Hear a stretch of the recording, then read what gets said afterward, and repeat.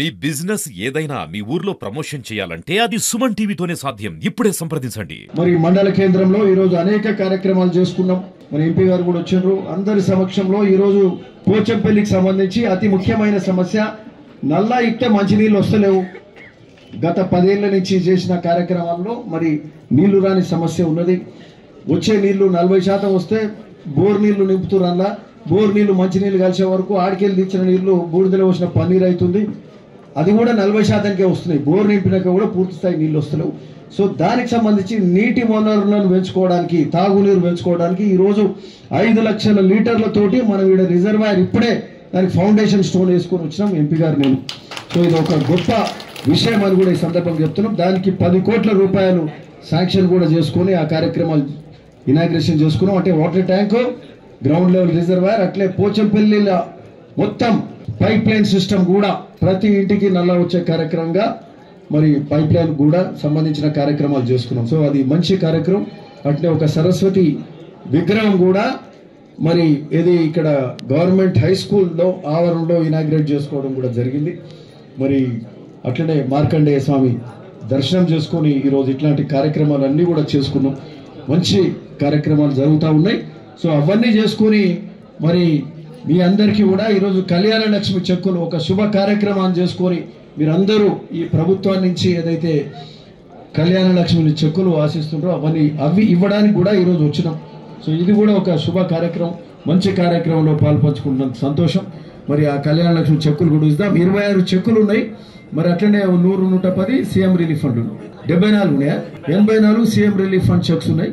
So అవన్నీ కూడా ఈ మధ్య కాలంలో మీకు ఒకటి చెప్పాలి, సీఎం రిలీఫ్ ఫండ్ కూడా ఎవరన్నా ఆసుపత్రుల పాలైతే, జబ్బుల బారిన పడి ఆసుపత్రుల పాలైతే అంతకు ముందు ఒక 50,000 లక్ష రూపాయలు వస్తే ఇప్పుడు వచ్చిన కొత్త ప్రభుత్వంలో 1,00,000, 2 లక్షలు, 3 లక్షల రూపాయలు సీఎం రిలీఫ్ ఫండ్ వస్తుంది.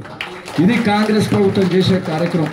ఇవన్నీ మీకు అంటే మన వరకు వస్తే కానీ తెలియదు కదా, మీ అందరికి బహుశా తెలియకుండొచ్చు. జబ్బుల పడి సీఎం రిలీఫ్ ఫండ్ తీసుకున్న వాళ్ళని అడగండి. ఎల్ఓసి కూడా తక్షణం ఇస్తున్నాం. అక్కడ ఎయిమ్స్లో నిమ్స్లో అడ్మిట్ చేపిస్తున్నాం. ఇమీడియట్గా అక్కడ మనిషిని పెట్టినాం. మరి ఇమీడియట్గా అడ్మిట్ చేపించి వాళ్ళకి బెడ్ లేకపోతే బెడ్ ఇప్పించే కార్యక్రమం కానీ తక్షణ వైద్య సేవ అందించే కార్యక్రమం చేస్తున్నాం. ఇవన్నీ కూడా మంచిగా జరుగుతున్నాయి. కొత్తగా వచ్చిన ప్రభుత్వంలో విద్య కానీ విద్య కోసం కూడా గౌరవ ముఖ్యమంత్రి రేవంత్ రెడ్డి గారు స్కూళ్లకు సంబంధించి గత 6-7 నెలల నుంచి 7.5 కోట్లు మన నియోజకవర్గంలో పాఠశాల అభివృద్ధి కోసం పెట్టిండు. స్కూళ్ళల్లో ఆడపిల్లలు కానీ మగపిల్లలు కానీ పోతే బాత్రూమ్ లేకుండా అంతకుముందు ఈరోజు బాత్రూమ్లు కూడా కట్టే కార్యక్రమం జరుగుతుంది. అమ్మ ఆదర్శ పాఠశాల కింద స్కూళ్ళని ఇంప్రూవ్ చేసుకునే కార్యక్రమం కానీ. సో ఈ విధంగా అన్నిటి మీద కూడా శ్రద్ధ పెడుతున్నాం. రోడ్లు, బ్రిడ్జ్లు, అక్కడ మన జూలూరు బ్రిడ్జ్ కావచ్చు, మరి ఇక్కడ దేశ్ముఖ్ సైడ్ రోడ్ కావచ్చు, మరి అట్లే మరి పెదగూడెం నుంచి జూలూరు రోడ్డు కానీ 10 ఏళ్ల నుంచి ఇనాగ్రేషన్ చేస్తే ఇంతవరకు కాలేదు. అవన్నీ కూడా ఇప్పుడు కంప్లీట్ చేస్తున్నాం. జూలూరు నుంచి రుద్రవెల్లి బ్రిడ్జ్ కంప్లీట్ చేస్తున్నాం. అక్కడ ఇంద్రయాల బ్రిడ్జ్కు త్వరలో మళ్ళీ శంకుస్థాపన చేసి అది కూడా కంప్లీట్ చేసే కార్యక్రమం చేస్తున్నాం. సో ఇట్లాంటి కార్యక్రమాలన్నీ కూడా అక్కడ షేరీల రోడ్డు కూడా చేసే కార్యక్రమం చేస్తున్నాం. ఇవన్నిటి మీద కూడా శ్రద్ధ పెట్టి ప్రతి కార్యక్రమం కూడా చేస్తున్నాం. మనకు సంబంధించిన సాగునీరు కాలువలు, పిలాయిపల్లి కాలువకు అత్యధిక నిధులు తీసుకొచ్చే కార్యక్రమం చేస్తున్నాం. అక్కడ బునియాది గాని కాలువ, ధర్మారెడ్డి కాలువలకు కూడా నిధులు తీసుకొస్తున్నాం.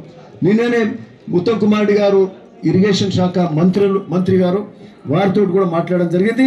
భువనగిరిలో సాగునీరు కాలువల మీద ఒక రివ్యూ భువనగిరిలోనే పెడతాం. మంత్రి గారు ఇక్కడికి వస్తారు. మనకు సంబంధించిన కాలువలకు నిధులు ఎక్కడ కావాలి, ఎట్లా కావాలి త్వరగతిన తెచ్చి ఆ కాలువలు కంప్లీట్ చేసుకునే కార్యక్రమం కూడా చేస్తామని చెప్తూ ఇవన్నీ కూడా జనరల్ గా అంటే ఇట్లా ప్రతి దాని మీద దృష్టి పెట్టి కార్యక్రమం